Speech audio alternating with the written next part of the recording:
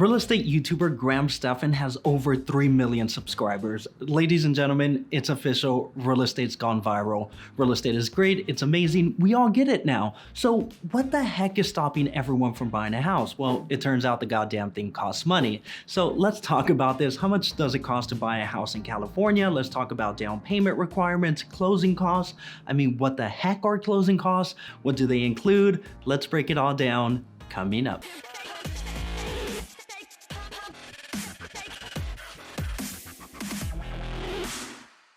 And let's get into it. The median price for a single family home in California as of April 2021 is about $800,000. So someone buying a median price house in California with 10% down would have to make approximately $9,000 a month to qualify for a mortgage. Now, the median household income in California is about $5,000 a month. So yep, most people in California cannot afford to buy a house in California. It also means that qualifying for a mortgage could be another benefit of marriage. Combined income. Get it? Get it?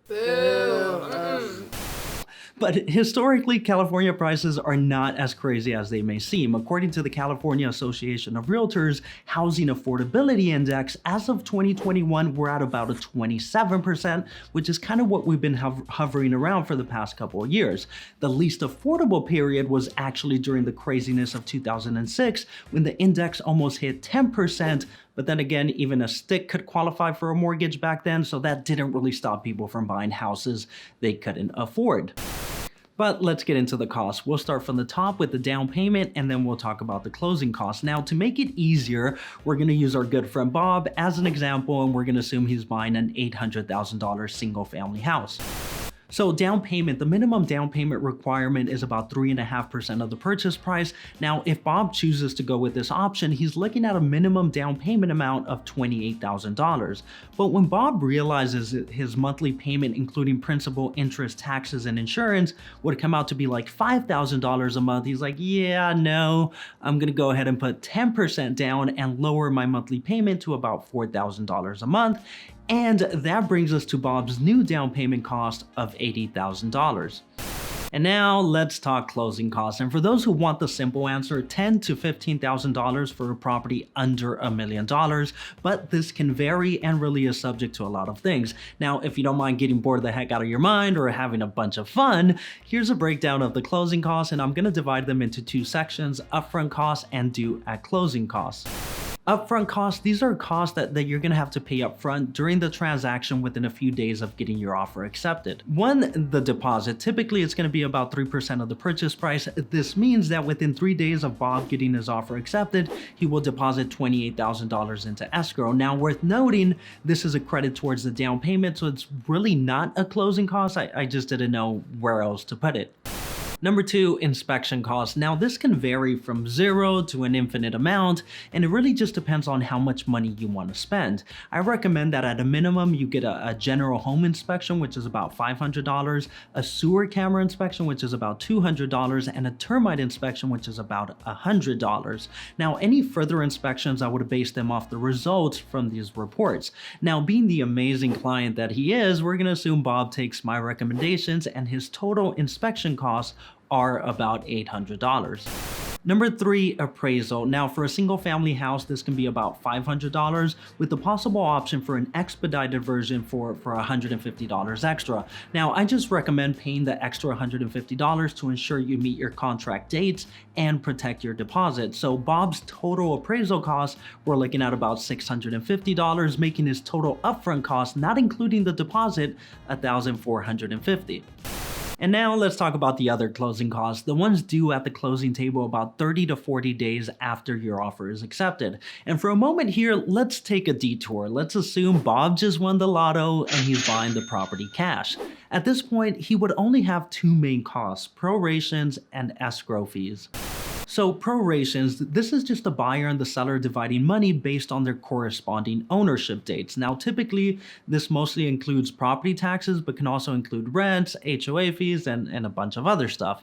Now, property tax prorations can represent a big cost for the buyer at the closing table or no cost at all. And it really just depends on what day of the year the transaction closes and what the seller's property tax base is. So if, for example, the seller bought the property 30 years ago, their property taxes are lower typically, and the prorations are going to represent less of a cost to the buyer. Now, the opposite is true if the seller recently bought the property. Now, in Bob's case, we're going to assume the seller bought the property 5 years ago, their property taxes are $7,000 a year, and Bob's transaction closes February 2nd. Now, without getting into the details, just based on how things work, at this point, the seller would have already paid property taxes in advance up to June 30th. That means that Bob needs to pay the seller back for taxes she paid in advance. And that leaves Bob's property tax proration cost at about $3,000.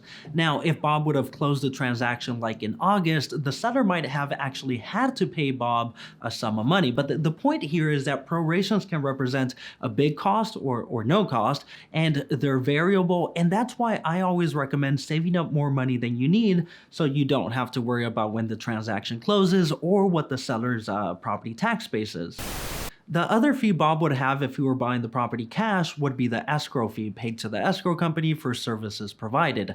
Now, this is typically based on the purchase price and can be about $2 per $1,000 plus a $250 base fee and some other minor administrative fees. So in Bob's case, his escrow fee would be about $2,000. And aside from other minor administrative fees, that would be pretty much it. If Bob were buying the property cash, he would generally only have escrow and proration costs, and his total closing costs would be about $5,000, which is much less than the $10,000 or $15,000 I mentioned earlier. But the reason I took this cash detour is to show how many of the closing costs are actually associated to financing and lender requirements. So now let's fill in the rest of the closing costs with Bob financing the purchase. 1, the lender's charge. This is what the lender charges to process the loan. Now, commonly, most of the fee is already built into the interest rate, and if this is the case, you might only have an administrative fee of about $1,200. The other option is that the fee is paid up front, but in this case, we're going to assume Bob goes with option 1, and his cost is about $1,200. Now, a quick interruption about the fees to follow. While they're not direct paid to the lender, they are lender requirements, so they typically have to be assumed when financing a purchase. For example, cost number 2, the lender's title insurance policy. To ensure their investment, the lender is going to require Bob to purchase a title insurance policy, and this is about $900. Number 3, property tax reserves. The lender may or not require anywhere from 3 to 6 months of property tax reserves. In this case, we're going to assume the lender's requiring 6 months. Property taxes in California are about 1.25% of the purchase price. So Bob's 6 months property tax reserves comes out to be about $5,000. Now, it's important to note that with this item and others, while they show up as closing costs, they're technically not fees. These are things that you normally would have to pay eventually.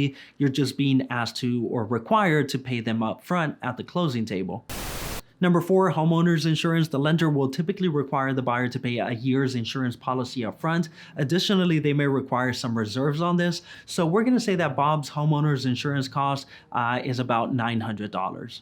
And finally, number 5, prepaid interest. Now, there's typically going to be a gap between the day you close the transaction and your first monthly mortgage payment. Now, prepaid interest covers that gap in between. In Bob's case, we're going to assume it's 15 days at a daily interest rate of $70 a day. So Bob owes the lender $1,000 in prepaid interest. Now, keep in mind, this is another cost that's going to vary depending on what day of the month you close the transaction.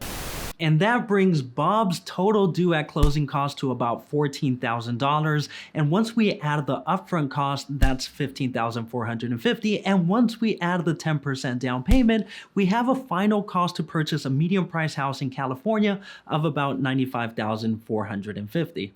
And in summary, keep in mind these are only estimates and closing costs can vary based on many factors, including the terms of the contract.